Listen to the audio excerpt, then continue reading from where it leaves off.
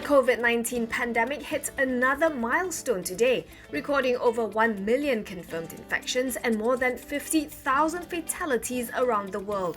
Over 220,000 people have been cured. On the domestic front, Malaysia reported another 208 cases, taking the total number of confirmed cases to 3,333.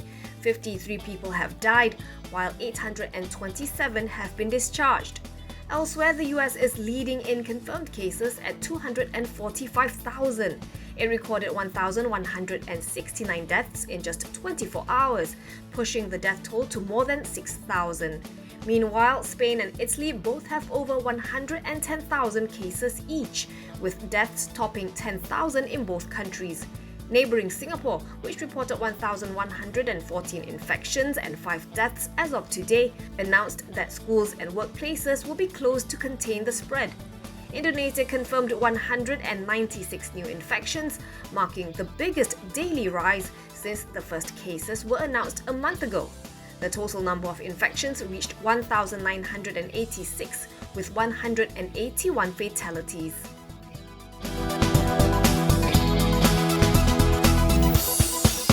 Bank Negara is projecting Malaysia's economic growth at between -2% and 0.5% in 2020, due mainly to the economic repercussions from the Covid-19 pandemic. The economy expanded by 4.3% in 2019.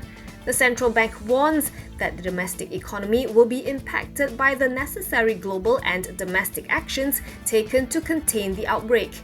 Of significance, it says tourism-related sectors are expected to be affected by broad-based travel restrictions and travel risk aversion, while production disruptions in the global supply chain will weigh on the manufacturing sector and exports. Meanwhile, the implementation and subsequent extension of the movement control order will dampen economic activity. Even once the movement curbs are lifted, Bank Negara says, the reduced social and recreational activities until the pandemic is fully controlled globally and domestically will continue to dampen consumption and investment activity. Health Director General Datuk Dr. Noor Hisham Abdullah reportedly said today that the government will likely discourage mass gatherings in the next 6 months to a year and ask Malaysians to continue practicing self-distancing even if the movement restrictions end as planned on April 14th.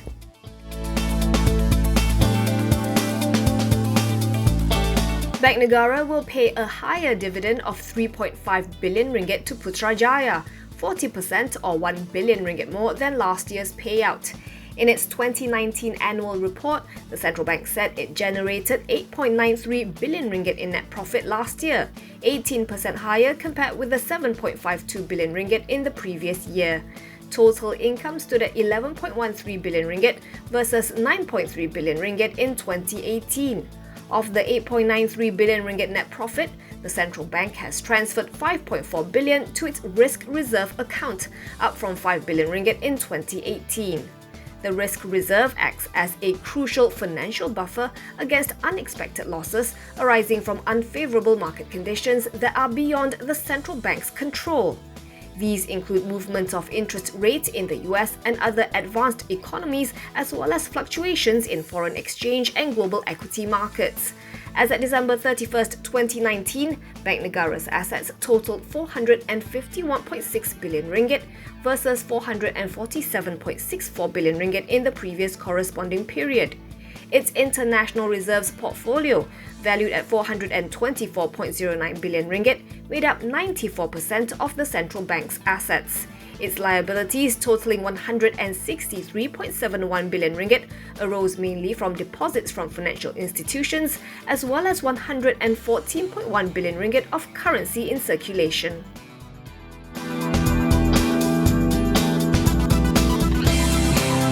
The International Air Transport Association, or IATA, says governments need to act fast as passenger traffic in February tumbled the most since the 9/11 terrorist attacks in 2001.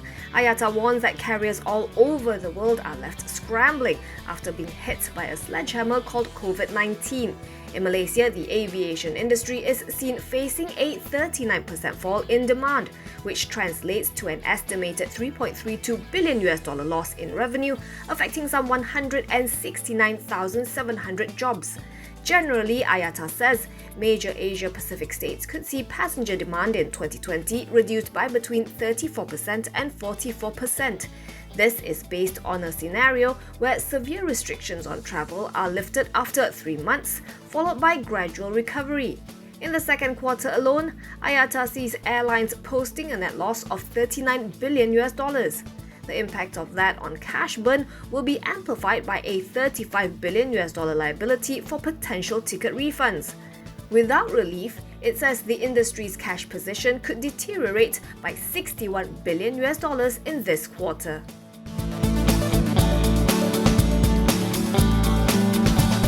Sarawak Consolidated Industries, or SCIB, has bagged projects worth a collective $864.5 million in Oman and Qatar. In a Bourse filing, SCIB says the letter of award was for engineering, procurement, construction and commissioning projects.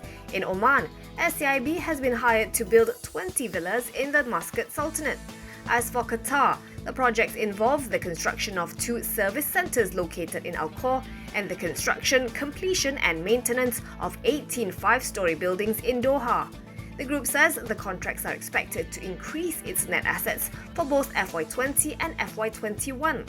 SCIB says the projects will contribute positively to earnings over the duration of the contracts.